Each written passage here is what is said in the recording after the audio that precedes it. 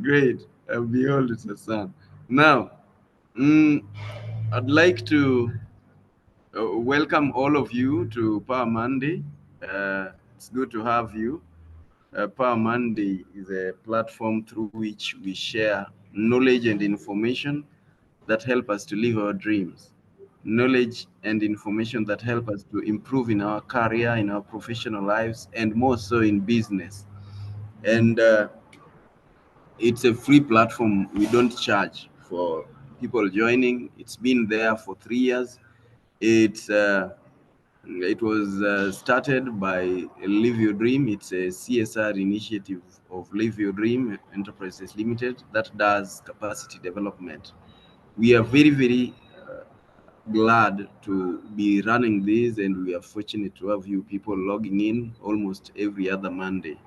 We tend to have this every Monday except when there is a public holiday, either internationally or in Kenya, like the Easter Monday, it will not be there. And so, if this is your first time, you can always keep the link, put a reminder, and know that every Monday you are welcome to join in. We have people logging in from different parts of the world, and they've become regular members. Thank you very much, Odhiambo Olale. Thank you very much, OPP, and the entire team and everyone who has joined. I don't take it for granted. I really, really appreciate for this occasion. And the wonderful, wonderful poem that was narrated by Nancy. Nancy, that's wonderful. And the prayer that was offered. Thank you so much for that. I was called to give you a talk. I will try to move a little bit faster because I know that I'm going to generate some curiosity in your brain, things you've taken for granted, things you've known, others you didn't know. I'll focus mainly on the telecommunication as a technology. Technology is so wide. And when you talk about that, everybody starts thinking about their phone. Let me share my screen and let me know if you are able to see my screen. Technology's influence on the economic growth of Africa. I want to talk about Africa. I want to demystify the myths from the realities and to tell you that there are things that boy child, I love that poetry, that poem that was narrated, Behold the Sun. Wonderful, wonderful title that makes you think, oh, I am a son. And I know the daughters are here. I'm a man of daughters and one son. I have 3 daughters and 1 son. And I'm so glad to be an African. If you think about technology in the African market, you think about the fastest moving thing in the world today, and everyone talks about their phones. And you wonder, how did somebody wake up one day and start thinking, I need to make a mobile phone? I'll deep dive in that, but I'll just gloss over it a little bit to give you something that you've known. The picture you are seeing on your left has got some things that look like drums. I know next to your house, you've seen some things like this. This is called a mast. And those drums are microwave antennas. And if you look at the one, let me see whether I'm able to give you the pointer. The screen pointer is there. If you look at these ones here, this is the one that radiates the signal to your house so that you can get the signal in your phone. Some of them are written 4G, others 5G nowadays, others you will see as we go along. Now, my outline is to give you the myths versus realities in Africa. And I want to look at Africa from the aspect of what people tell you about Africa. I'm happy that our friend and my great friend, Odhiambo Olale, a journalist of high repute, is here. They know how the outside world report about Africa. I'll tell you something about what Africans are and what the world reports about us and what we really are. Then they'll give you a little bit of a glimpse of what telecoms is, tell you about the overview of tech solutions that we already have in Africa, and I'll tell you some great brains from Africa. You don't want to miss that. Great brains, people whom you look at them and you wonder, was this an African's mind behind all this? You will be shocked. then the business opportunity for all of us, some things that you may think, I'm here with the dreamers, people who have been dreaming of great things. You thought it's an easier thing to do some very small business. I want to open your mind. I want to blow up your mind to make you start thinking big, because one small dream that you think you are going to seize at this hour may be just the big thing that will transform you to be the millionaire in Africa. If I was close to you, you would have said amen. And I know I'm close to you, but don't worry, we are doing digitally. If you have an amen, you will do it digitally. Paul Peter will tell us how to say amen in digital form. Then lastly, I want to give you things to consider when you are starting business in Africa. There's somebody who's joining us from UK, and she says 4 a.m. She will tell us, I'm sure that Paul Peter has already given us a hint that she will also tell us about outside there. But I'll tell you some things that you may want to consider when you are in Africa or when you are beginning something in Africa. I've crisscrossed this continent a lot.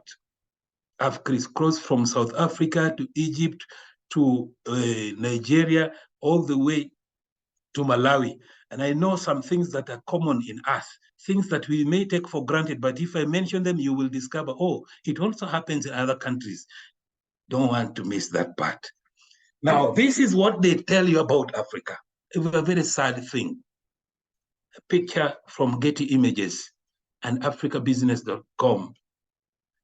If you look at Africa, the way the world reports it, we are all in trouble.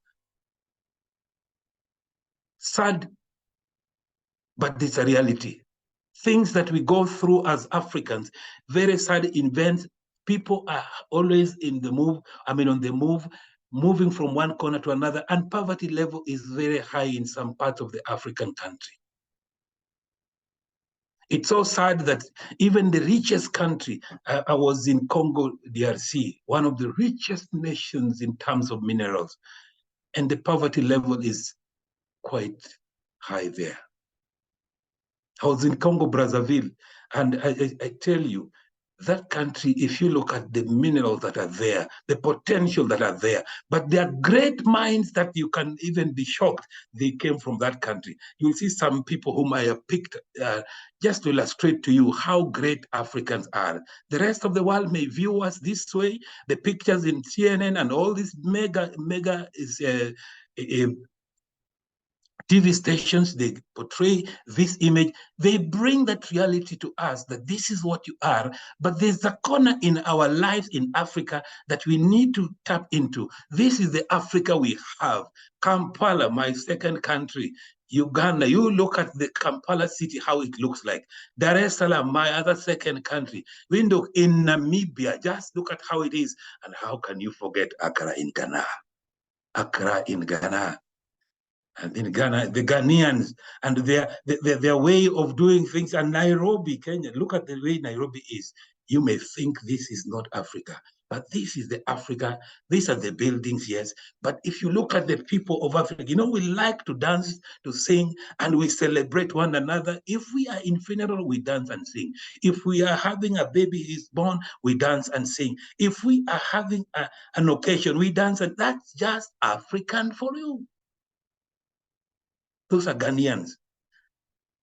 And the Kenyans, if you talk about Kenyans and the traditions in Kenya, you will never forget the Maasais and the Morans. And here is one of the great events where a Maasai Mama is giving some gifts. We are known to give gifts, a jewelry to a Mzungu. And who will forget, or who can forget, the Isukuti dancers from Western Kenya? I want to give you some myths and realities that we think are there. The myths that you think, and everyone may think, even you who wants to start a business, even those people who are outside the country may start thinking, is it true? Can I do it? Is it possible? Is it workable? Let's debunk the common misconceptions about starting a tech business.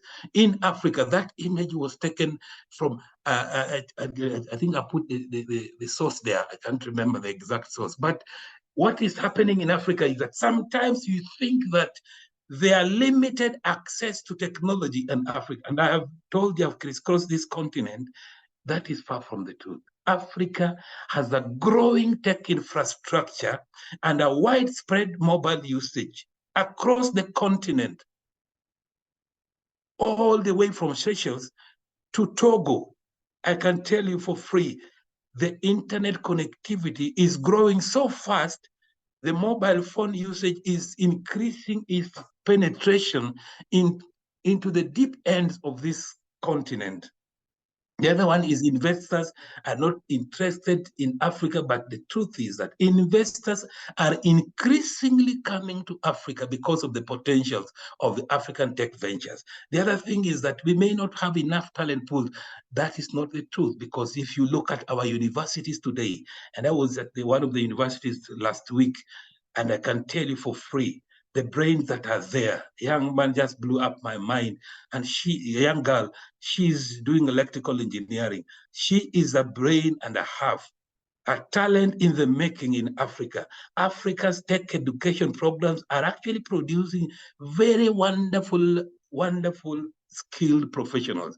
And lastly, the market is already demanding that we need more of this in our continent.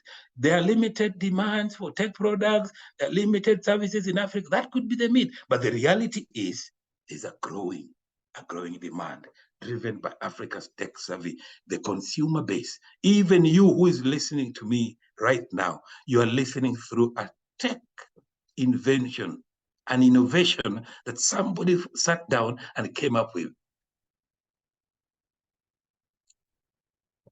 I know Odhiambo Lale will remember this, and if Dr. Melvin is around here, you may remember this part. The means of communication from the 1900s. This is an envelope that was stamped in 1941. It was going to Mombasa.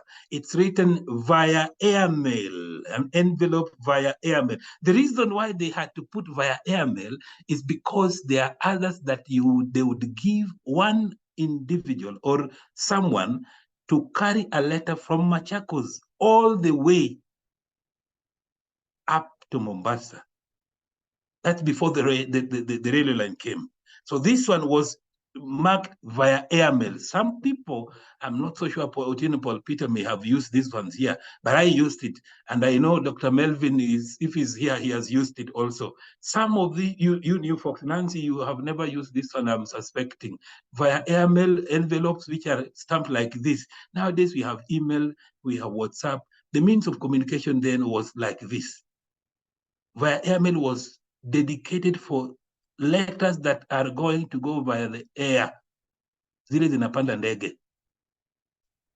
And then the phone was this particular one. This is the phone that was there. And this kind of phone was given this information through somebody, before I go there, through someone who is going to connect you the back side.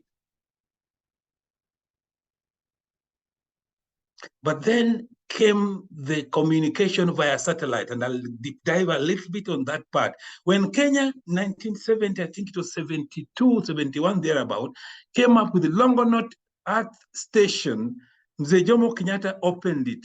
And it was such a big hit in the country till it became a stamp. You know, that was a stamp you put in your envelope. So Kenya, we were so proud of it. Nowadays, it's a shell of itself. If those of you who travel along that side, you've seen it. Longonot Earth Station is a satellite station that was connecting us to the entire world. But all this communication, all these things that I am talking about, there was somebody at the switchboard who could connect you. You make a phone call, you crank it like this. It was called cranking. And then that lady at the switchboard will pick your phone and pull out the jack, connect it to a certain section, and then you say, I need number one. In my village, there are only two people I remember who used to have the phones. There's one which was phone number 2. I still remember to date. There's another one that was phone number 5. Then there was a one which was phone number 3. I don't remember the rest, but at least I know that the post office right in my village, the only one where the post office was the one which was given number 1. So you went to make a phone call, you had to stay there throughout the day. That is how they used to connect you to number 1 or number 2, as the case may be. And then we have reached this era where you have the digital phone. where your phone can speak for you, can make the phone call, take photos, you can even transact business with it. I told you I'll take a little bit a while in the satellite communication. If you look at that man, that is John Robinson Pierce. Pierce was the director of research at AT&T Bell Telephone Laboratories. He was the first person to evaluate the various technical options in satellite communication. A satellite communication like Longonaut, there are earth stations, like this one is an earth station. It beams straight to the sky, and there is something called the satellite at this level of the sky, a little bit be basic, then it bounces back the signal to another end of the world. That is 1952 publication that was given by this gentleman called John Pierce. John Pierce is the man who is known as the father of satellite communication. Then came the man who came up and said, guys, light travels so fast. Can't we make a light to be the one that transmits signal so that we can also use it for something else? He coined the word fiber optics. Narinder Singh Kapan, he died in 2020, is the brain behind the coined term fiber optics. But then, if you look at Africa today, there is this image here. All around Africa, those are undersea cables, which are fiber cables. You may want to ask, how do they put the cables under the sea? I've given you a small tip on what happens. There's a link there in YouTube. You can see how they lay the cables, courtesy of Mackay Ocean Engineering. They lay the cables under the sea, straight at the bed of the sea, and that is an ocean liner that is moving with the cable. By the time they are finished up across the continent, it goes inland, and inland now we connect to one end of the city to another end using that cabling. Too much of technology. But let me bring you back. The fiber became a communication media thanks to this man called the Chinese guy who relocated to UK and then to US. He became the man behind the communication technology using the fiber. But then in Africa, if you think that all the people I'm talking about are the Wazungus, in Africa, we have Strife Masiyiwa. You cannot mention technology in Africa without touching base with this man from Zimbabwe, a gentleman and a half, a Christian who is so devoted. His story is larger than life. He has written a book about himself. And if you look at entrepreneurship in Africa and technology, you will never forget to mention Strife Masiyiwa. This gentleman's story inspires me. I've read his book, and that's why I brought him here. How about Becky from Cameroon, the girl who is always smile, Betty Enachong, a wonderful girl who has studied technology, tapped into it, made sure that things will be better in Africa. She is wonderful when it comes to technology. If you think that is all from the technology, wait until you hear my brother Oga Aboyeji, the man who came up and said, together they formed a company, and they said, let's bring some brains together, some young people to talents, and we can think about how they can tap into this world. And then they came up with a company. Time does not allow me to go deeper inside, but I thought, oh, great man, great men. I'll never forget this gentleman, Ambassador Professor Bitam Ndemo. I love this guy because he writes articles today. Ambassador is a brain and a half. You think about other people, you listen to his story, read his articles, you will tap some great ideas from this man. But in your phone, this is how the phone works. And there's a station that is next to you. We call it in the layman's language a booster. That's a layman's language. It's in your house. If it's very far away from your house, extremely far away, your signal may be so small sometimes until you struggle. Then you go out, wacha nitoke nje ndio nikusikie. My signal is bad. But when it is at close range, that is when the signal is easier to reach you. That's as basic as it can be. But I want to give you now that you understand a little bit about telecommunication. Let me give you the overview of current trend of tech solutions in Africa. Number one is the mobile payment solution and mobile money platforms like M-Pesa. Number two, I want to give you an overview of agri-tech, agricultural technology, e-learning platforms in the education sector, and how about healthcare, technology, and innovation that are there. In order to understand them a little bit, and bear with me, I'm moving faster because of time, and I know I don't want to take your time. It's a Monday morning. The first one you will never forget is the potential of mobile banking. And if there's a banker in the house, nowadays you have stopped fighting this thing because the bankers were up in arms, they were struggling. How do we control these things of mobile money? If you go to Nigeria, you will find Glow Mobile. If you come to Kenya, you will find the three of them. That is T-Cash, Airtel Money, and there is also in South Africa, the MTN Mobile Money. But all this innovation sprang up after they saw the success story of what South Africans call M-Pesa. South Africans call it M-Pesa. The M-Pesa success story from Kenya is the one that inspired most of these people. The banking industry have stopped fighting them. They have embraced it. Nowadays, you can do your transaction via M-Pesa. You can transfer from M-Pesa to the bank directly and vice versa, because technology, when it comes, it will hit you. If you still fight it, technology will overtake you. So you better embrace it. Emerging trends in the agri-tech and agriculture technology. There are smart farm solutions currently. They use IoT and AI for precision and farming and resource optimization. You can use that. How about vertical farming innovation? I know of a farm that is doing this in Thika already. The drone technology may not be here with us, I'm not so sure, but if it is there, the drone technology is where you can actually use the drones to irrigate your farm, enhancing crop monitoring, irrigation, pest control. You can use this particular technology, and I'm just giving you an idea. Some of this idea can pop up in your mind, and you think about it, and you can be the next big thing in Africa. Education sector. Many of our remote areas in Africa, we still lack access to quality education. Technology is there with us. Internet is there with us.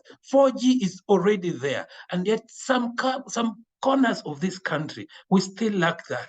In this continent, we still lack that. How about thinking about taking education and using that? You look at that Maasai hat and they are using a laptop. This is one of the areas that we can tap into. How about teacher training? You know, there's a smart screen nowadays you can use instead of a whiteboard where you are using the felt pen. You can use that smart screen. I still remember our teacher when we mentioned this in a forum, and she said, "This is good. Now they have introduced it.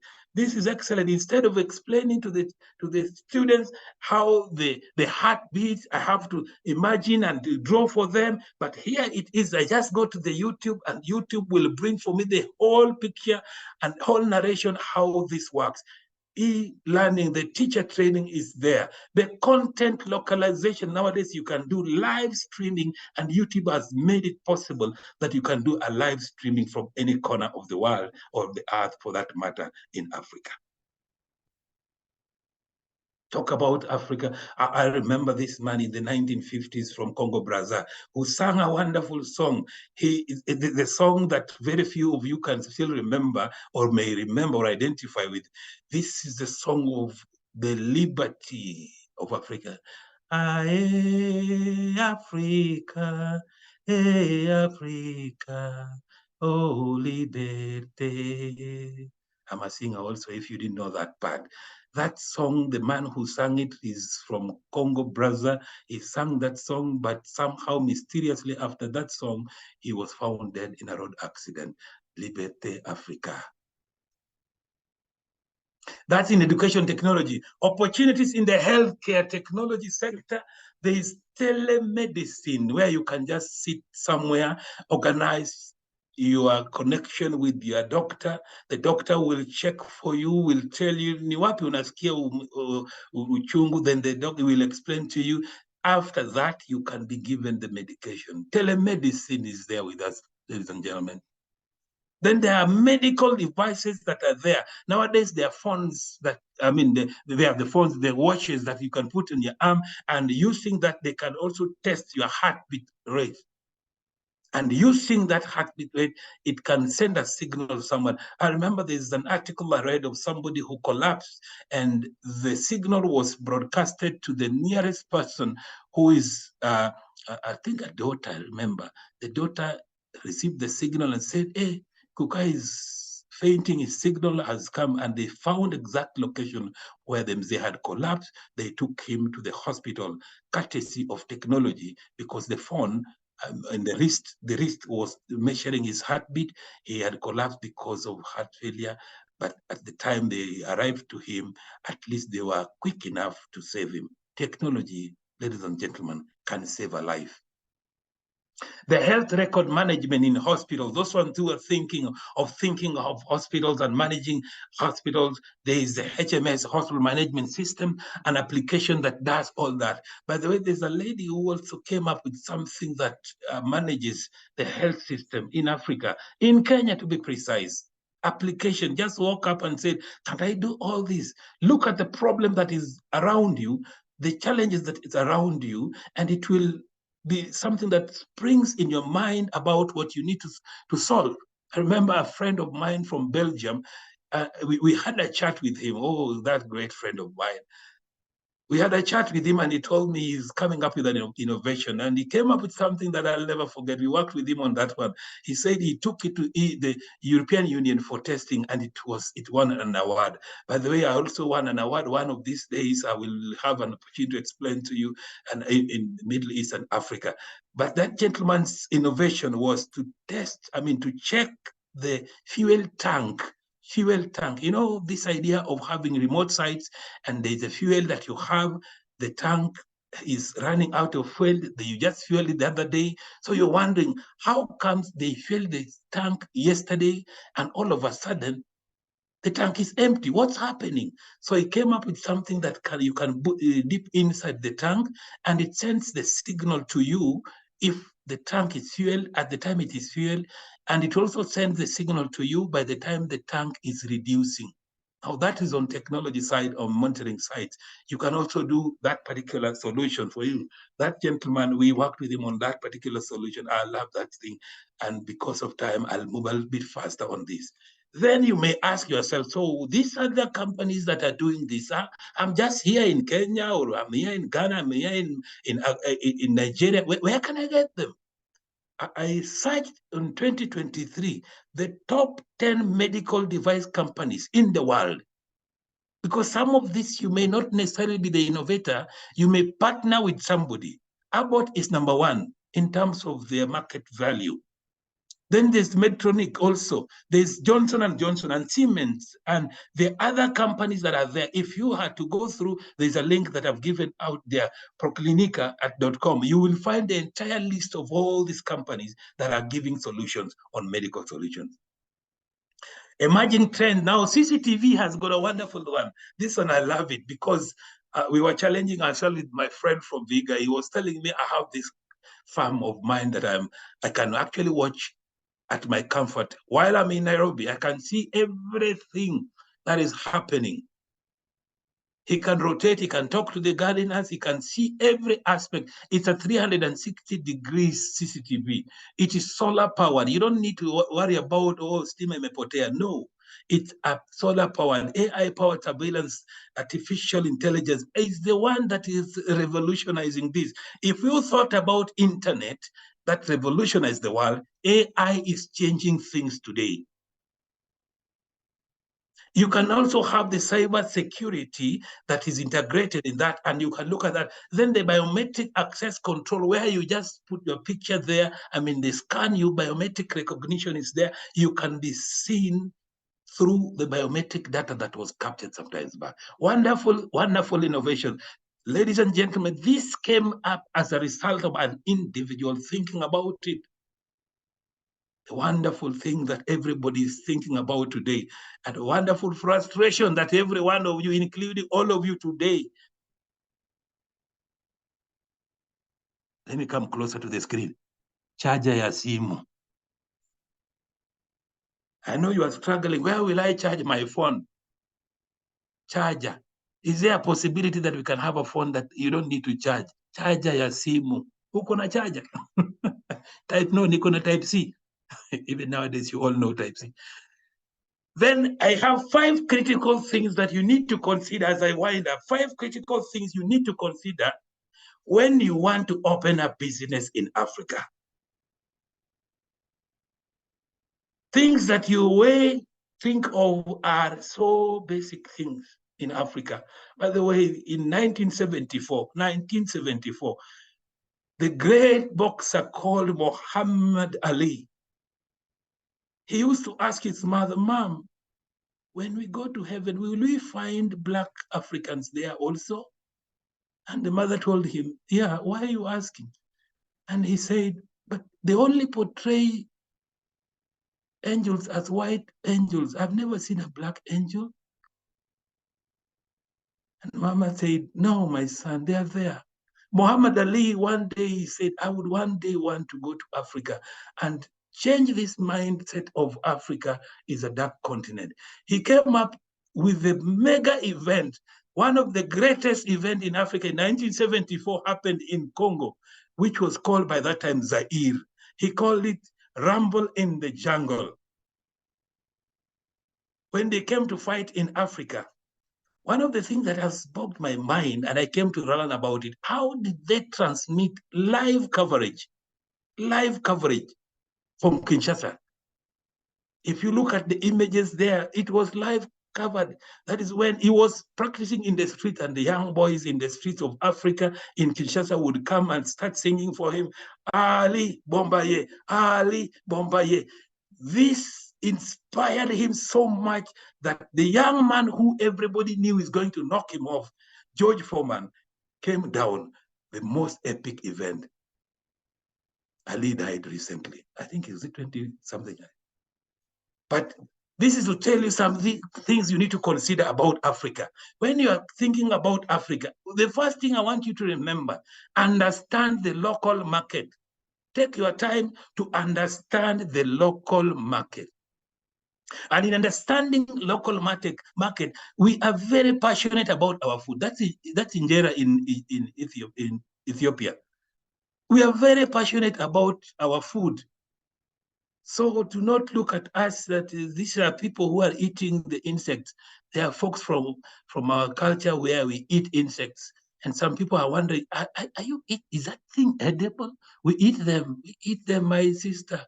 We eat those insects. Some of us grew knowing that when they're flying around you, I don't know, they are called what? Huh?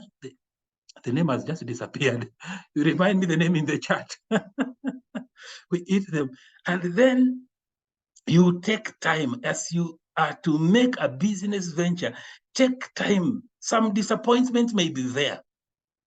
Take time to be patient with the people who want to do business with you.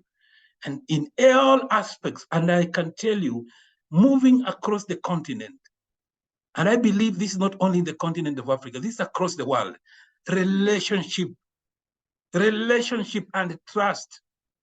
The moment you win somebody's trust, you will do business with that person. But above all this, how you communicate is very important. How you communicate. Our friends, my relatives in Tanzania, they are so diplomatic in the way they are communicating with you, even when they are chasing you away. Very diplomatic.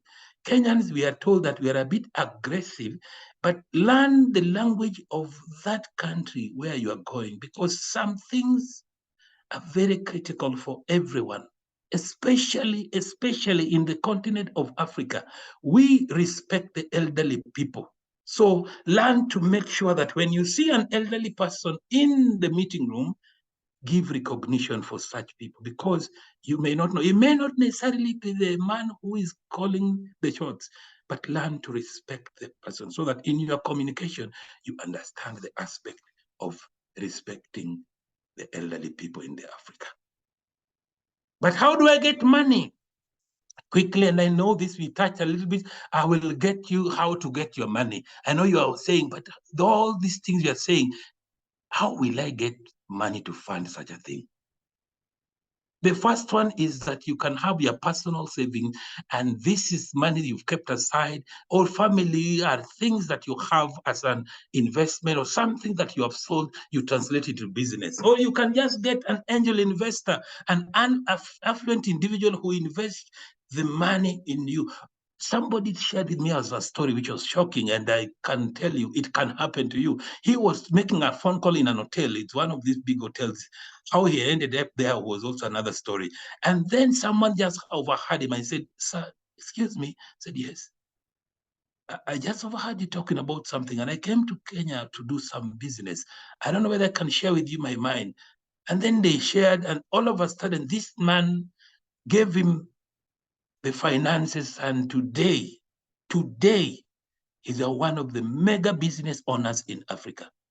Venture capital, I don't need to go deeper in that, but these are firms that invest in startup business for you. Bank loans, I know you may be scared of getting a bank loan, but at the end of the day, banks are there for you to use. Impact investors are people who are social enterprises for startups with strong social environment missions. You can also do crowdfunding. Crowdfunding platforms, they allow you to, as an entrepreneur, to raise capital from a large number of individuals, what we call in Kenya Harambee, or government grants and incentives, things that you can get from the government, and there are quite a number of them. The last one are the incubators and accelerators.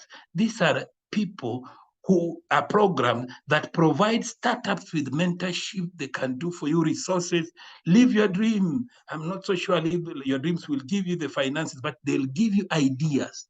Live your dream will give you ideas, and will create a platform like today for network opportunities. Ladies and gentlemen, may the Lord bless you. That's the end of my sharing, and I turn it over to the moderator. Back to you. Thank you very much. Thank you very much, my brother Musa. And somebody commented, you really have a great voice. Yeah. I don't know whether you rehearse. uh, at one point, I was told people who preach, probably like you, they find some place like Nairobi Arboretum to go and rehearse their voices. Oh, thank you. Yeah, and so you've done very well with that voice. Now, Dr. Melvin said, please comment on the impact of internet speed and communication in Kenya of CICOM and undersea cable, which got cut due to a sinking ship in Red Sea. By the way, was it an accident or it was sabotage? Some people are fighting. You know, there are different stories about that, and and maybe you know better. And what role do you play in that?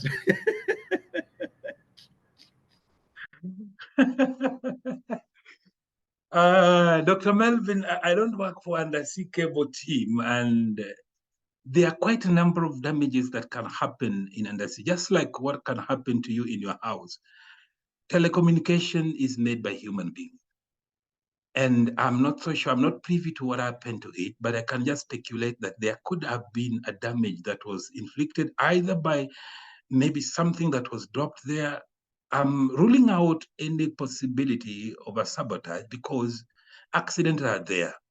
But what happens is that if you see an undersea cable damaged somewhere, in many cases they are damaged at the shallow ends, because the deep ends rarely do you find those kind of problems.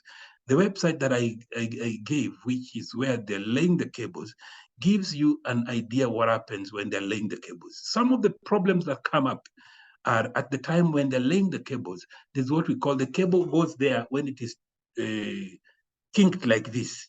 So with the time, it rubs the undersea corals and maybe it corrodes that part. But this is very rare. Rarely would you find that, because all the things that they are doing, we have taken care of that. Most appropriate answer would be there could have been something that damaged it, but I'm not privy to the information for that. Yeah. Thank you very much. And even your examples, you brought very vivid memories of great people, including Muhammad Ali. Now, as I wait for other, somebody has requested one Lydia. Lydia Manotti is a good friend of mine, and she's been at the helm of supporting STEM and all the developments within the continent. And she's a resource mobilizer, also helping to even mobilize resources for some developments related to technology. So she's requested for the slides. She loves the slides. A few comments related to what you were saying. I remember when I was in the university, I used to have a problem. I wanted to send money to my brothers back at home, and at times I would put money as airtime and then send it to, because it was possible to send airtime and then somebody there who sells airtime they would redeem and give them money. And I kept wondering, there should be a way to send money using a phone. And this one came in, and mobile payment has become one of the greatest success stories in technology in Africa. And today, people who are talking about the unbankable, they've become bankable, and many, many millions. So technology has really revolutionized life. I remember also when Uber came in, a friend of mine with whom we worked at Africa Online left. He was a driver, left and started joined the taxi industry. And so they were rebelling against Uber because it was not doing them any good service for a long time. So I told him, I sat him down and I told him, you cannot fight technology. To the best of my experience, you will fight and lose the battle, because it's like fighting nature. You cannot wrestle nature. That one I learned from Trump. You can't wrestle nature. Nature will always win. So I told him, why can't you people come together and come up with an alternative app? And they did it. And today there are lots of them in the market, and they are happy. So those are some of the things we've seen around, and we are really giving Uber a run for their money. We have social media today, which has completely killed the traditional news. I loved that photo that you put for phone. I had never seen it. The one that looked like a Hoja or whatever PA system. That one I've seen today. Yeah.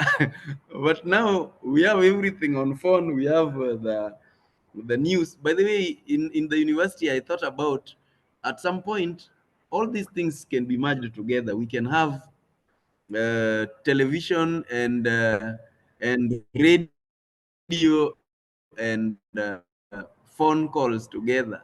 And I thought that would be fun to combine some of these things.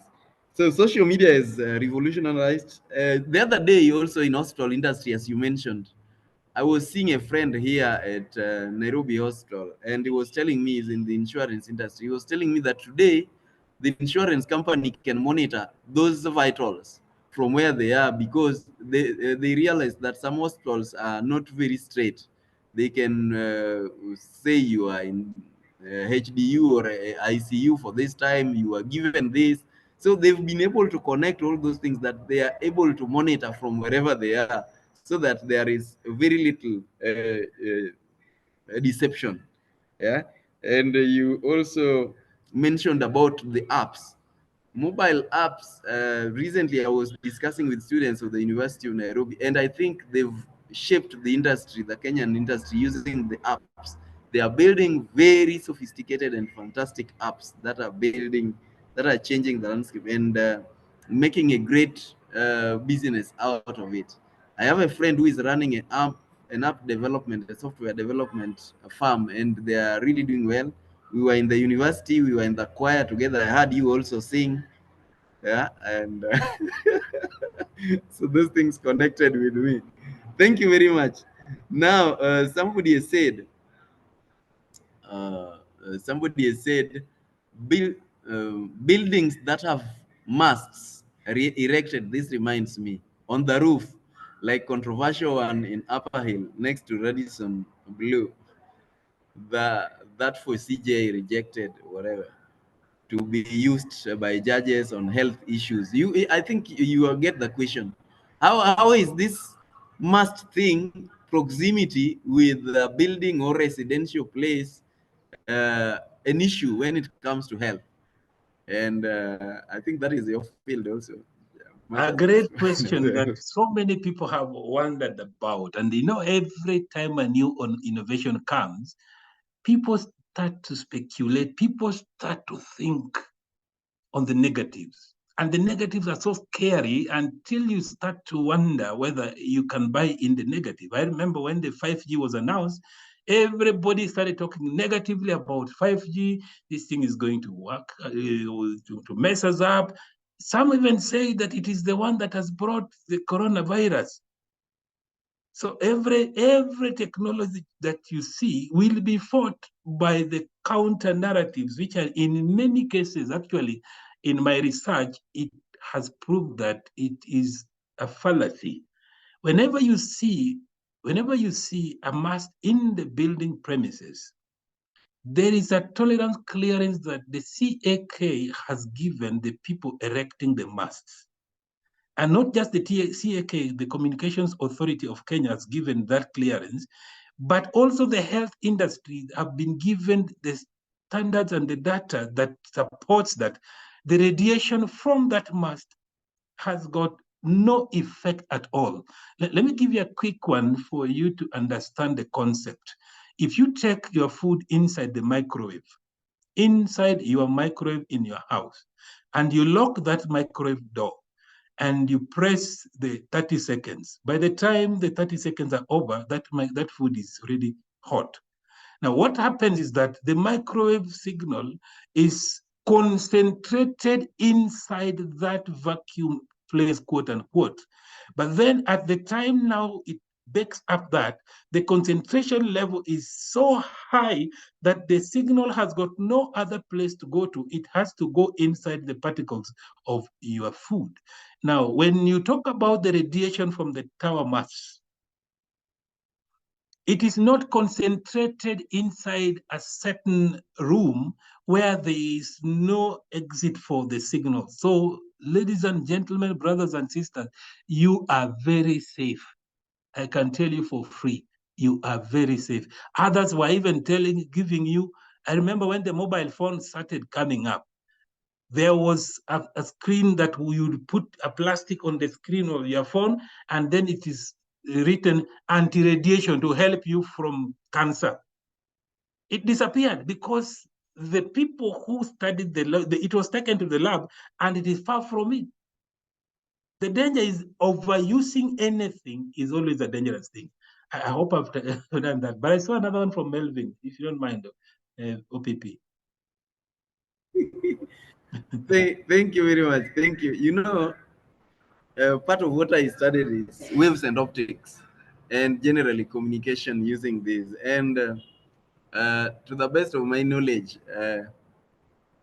basking the sun, which people do, the sun itself has much higher radiation.